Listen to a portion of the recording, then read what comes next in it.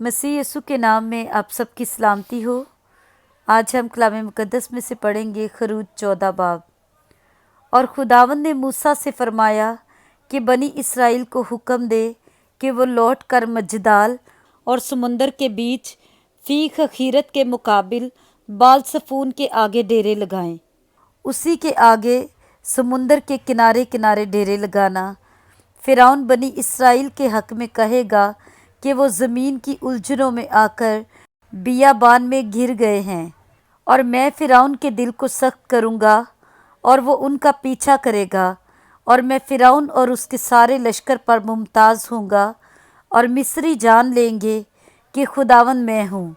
और उन्होंने ऐसा ही किया।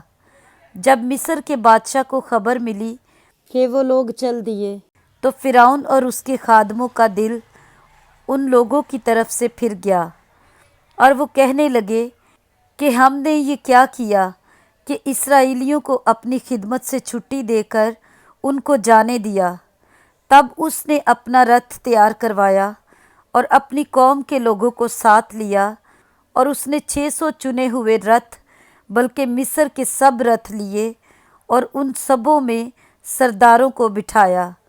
और खुदावंद ने मिस्र के बादशाह फिरौन के दिल को सख्त कर दिया, और उसने बनी इसराइल का पीछा किया, क्योंकि बनी इसराइल बड़े फ़ख्र से निकले थे।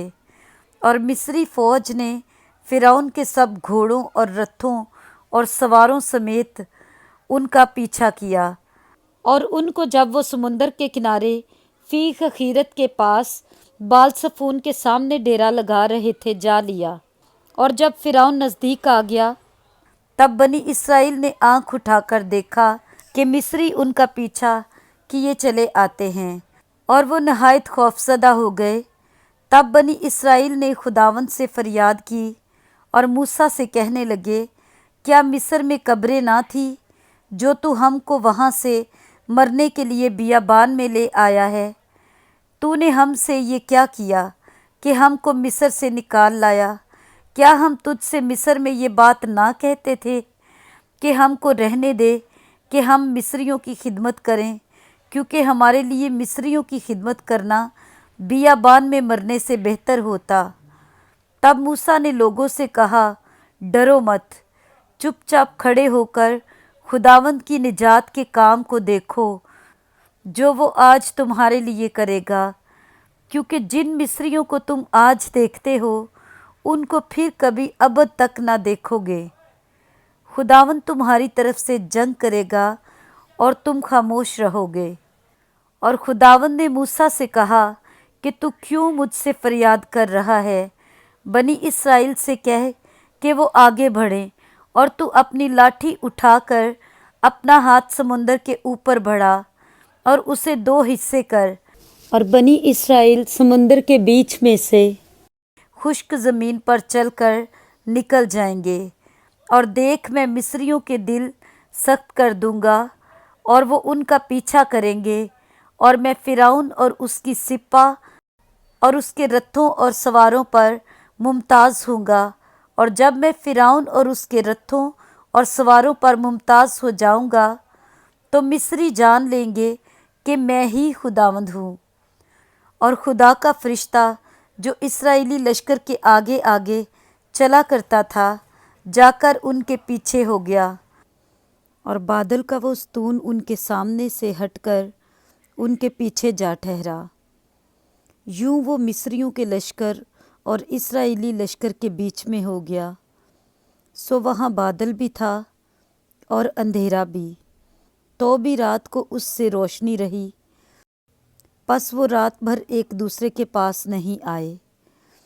फिर मूसा ने अपना हाथ समुंदर के ऊपर बढ़ाया, और खुदावंद ने रात भर तुंद पूर्वी आंधी चलाकर और समुंदर को पीछे हटाकर उसे खुश्क ज़मीन बना दिया, और पानी 2 हिस्से हो गया, और बनी इसराइल समुंदर के बीच में से खुश्क ज़मीन पर चलकर निकल गए, और उनके दाहिने और बाएं हाथ पानी दीवार की तरह था।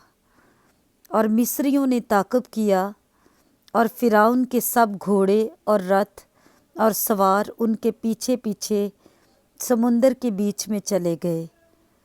اور رات کے پچھلے پہر خداوند نے آگ اور بادل کے ستون میں سے مصریوں کے لشکر پر نظر کی اور ان کے لشکر کو گھبرا دیا، اور اس نے ان کے رتھوں کے پہیوں کو نکال ڈالا، سو ان کا چلانا مشکل ہو گیا۔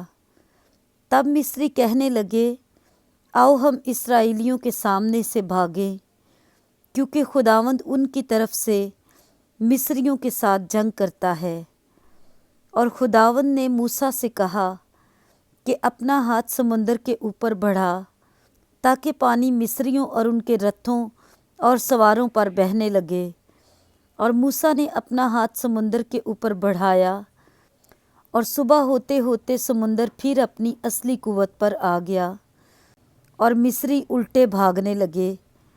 اور خداوند نے سمندر کے بیچ ہی میں مصریوں کو تہ و بالا کر دیا، اور پانی پلٹ کر آیا، اور اس نے رتھوں اور سواروں اور فرعون کے سارے لشکر کو، جو اسرائیلیوں کا پیچھا کرتا ہوا سمندر میں گیا تھا، غرق کر دیا، اور ایک بھی ان میں سے باقی نہ چھوٹا۔